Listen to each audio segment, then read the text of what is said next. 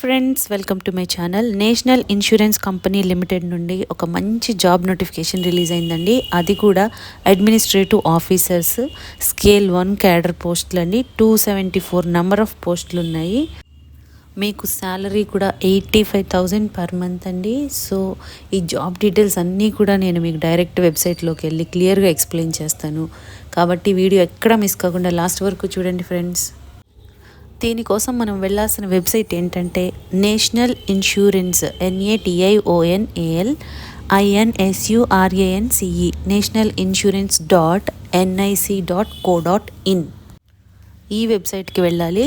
ఇలా ఓపెన్ అవుతుందండి. ఇలా ఓపెన్ అయిన తర్వాత ఇక్కడ రిక్రూట్మెంట్ అనే ఆప్షన్ కనిపిస్తుంది చూడండి పైన. దాని మీద అయితే క్లిక్ చేద్దాము. అది క్లిక్ చేస్తే మీకు ఇక్కడ చూడండి ఫస్ట్ది రిక్రూట్మెంట్ ఆఫ్ అడ్మినిస్ట్రేటివ్ ఆఫీసర్స్ బ్రాకెట్లో జర్నలిస్ట్ అండ్ స్పెషలిస్ట్. సో మనకు కావాల్సిన అడ్వర్టైజ్మెంట్ కూడా ఇదే కాబట్టి దీని మీద క్లిక్ చేయండి. డీటెయిల్ అడ్వర్టైజ్మెంట్ ఓపెన్ అవుతుంది.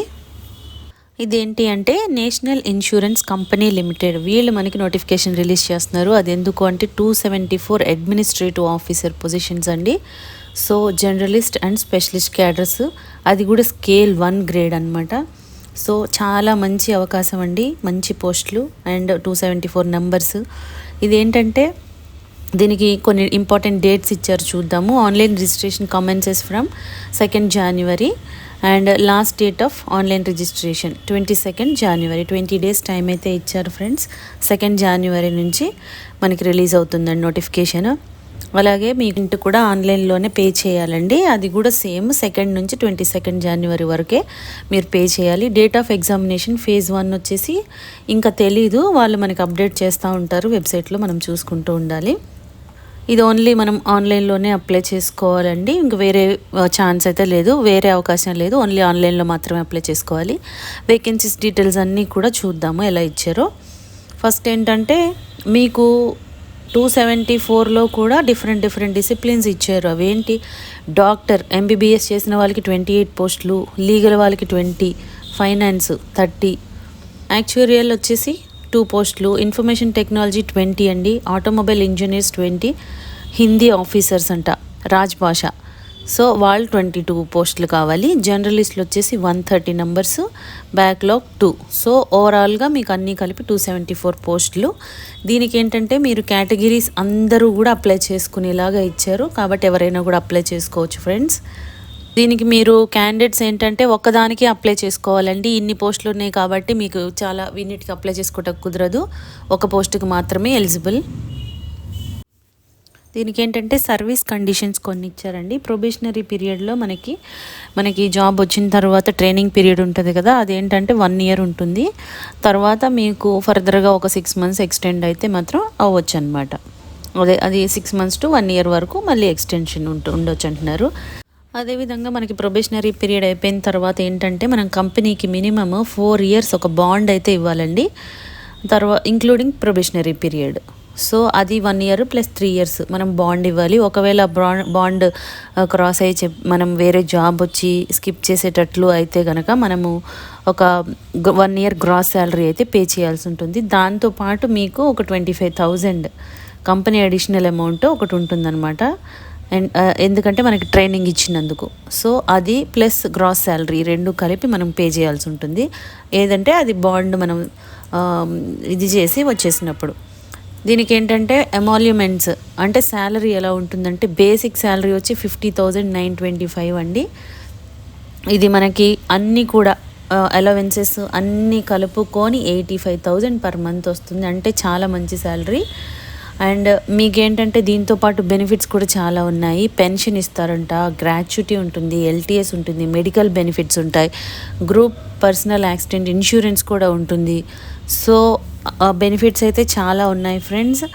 మీరు 85,000 శాలరీ కాకుండా మీకు బెనిఫిట్స్ ఎక్కువ ఉన్నాయి. డీటెయిల్స్ ఎలా ఉన్నాయో చూద్దాము.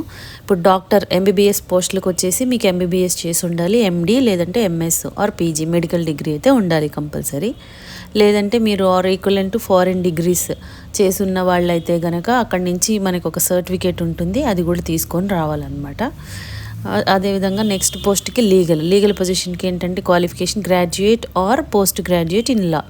సో వీళ్ళు లీగల్ పొజిషన్స్కి వచ్చేసి గ్రాడ్యుయేట్, పోస్ట్ గ్రాడ్యుయేట్ వాళ్ళు చేసి ఉండాలి. ఫినాన్స్ వాళ్ళకి వచ్చేసి చార్టెడ్ అకౌంటెంట్, కాస్ట్ అకౌంటెంట్ అంటే సిఏ కానీ ఐసీడబ్ల్యూ కానీ చేసి ఉండాలి. లేదంటే బీకామ్ ఆర్ ఎంకామ్. అది కూడా ఏంటంటే మీకు 60% మార్క్స్తో ఉండాలన్నమాట. అదేవిధంగా ఎస్సీ ఎస్టీ వాళ్ళకైతే 55% ఉంటే సరిపోతుంది. యాక్చురియల్ దీనికి ఏంటంటే bachelors or masters degree in statistics or mathematics or actuarial science ఈ సబ్జెక్ట్స్లో ఉండాలండి. మీకు bachelors degree or masters degree ఉండాలంటున్నారు. దీనికి కూడా ఏంటంటే 60 మార్క్స్ ఉండాలి మనకి యూనివర్సిటీ నుంచి. అదేవిధంగా ఎస్సీ ఎస్టీ వాళ్ళకి 55% ఉంటే సరిపోతుంది.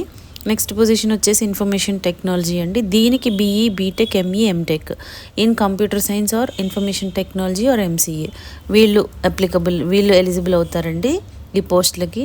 వీళ్ళకి కూడా 60% ఉండాలి. ఎస్సీ ఎస్టీ వాళ్ళకైతే 55% ఉంటే సరిపోతుంది.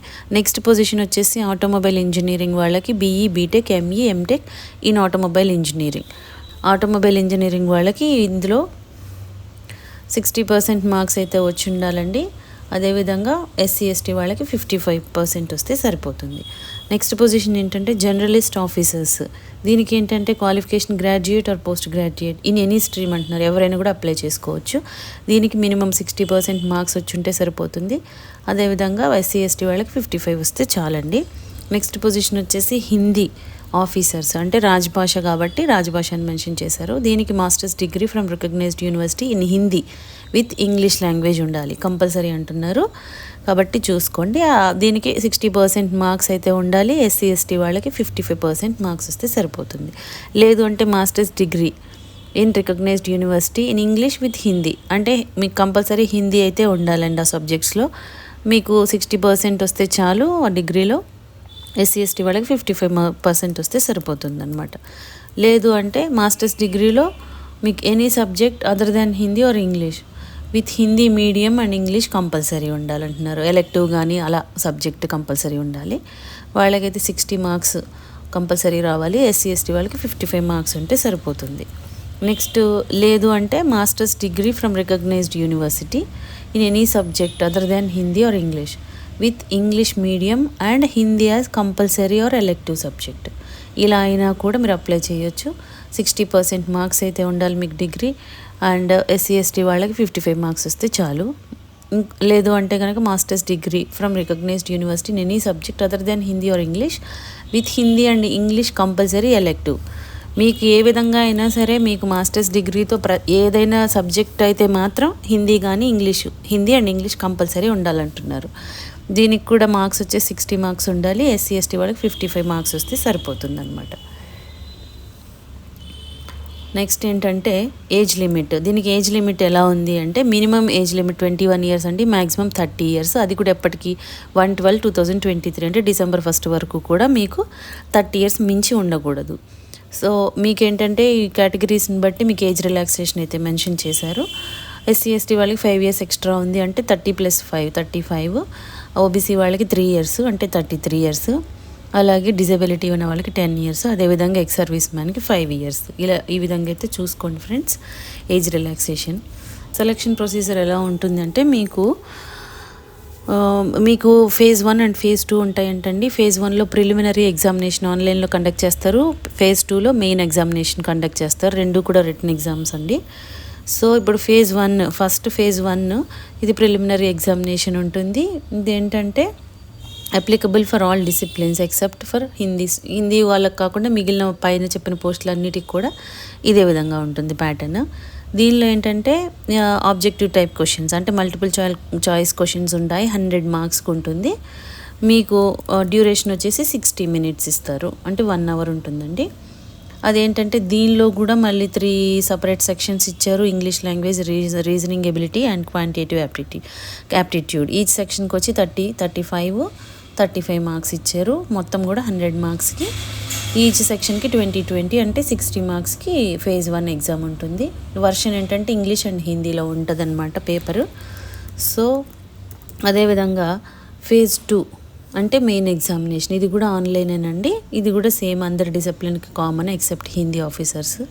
దీనికి మెయిన్ ఎగ్జామినేషన్కి ఏంటంటే ఆబ్జెక్టివ్ టెస్టే, మల్టిపుల్ చాయిస్ క్వశ్చన్సే ఉంటాయి. 250 మార్క్స్కి ఉంటాయి. అండ్ డిస్క్రిప్టివ్ వచ్చేసి 30 మార్క్స్కి ఉంటాయంట అండి.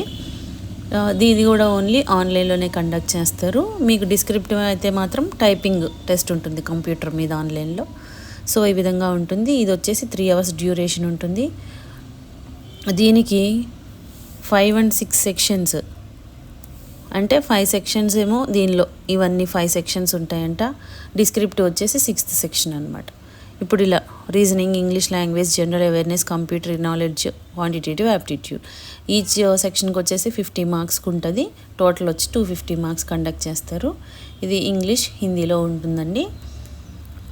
డ్యూరేషన్ మొత్తం కలిపి మీకు 3 అవర్స్. అదేవిధంగా మీకు డిస్క్రిప్టివ్ టెస్ట్ వచ్చేసి 30 minutes కన్నాం కదా, 30 మార్క్స్ వస్తాయి. దీనిలో ఏమంటే essay 10 marks, precis 10 marks and comprehension 10 marks. ఇది కూడా మీకు English descriptive test will be ఇంగ్లీష్లో కండక్ట్ చేస్తారు. అది కూడా ఆన్లైన్లోనే ఉంటుందన్నమాట. ఒకవేళ మీరు రాంగ్ ఆన్సర్స్ చేస్తే కనుక రాంగ్ ఆన్సర్ క్వశ్చన్కి 1/4 మార్క్ అయితే కట్ అవుతుంది అనమాట రాంగ్ ఆన్సర్కి. అది ప్రిలిమినరీ అండ్ మెయిన్ ఎగ్జామ్ రెండిట్లో కూడా.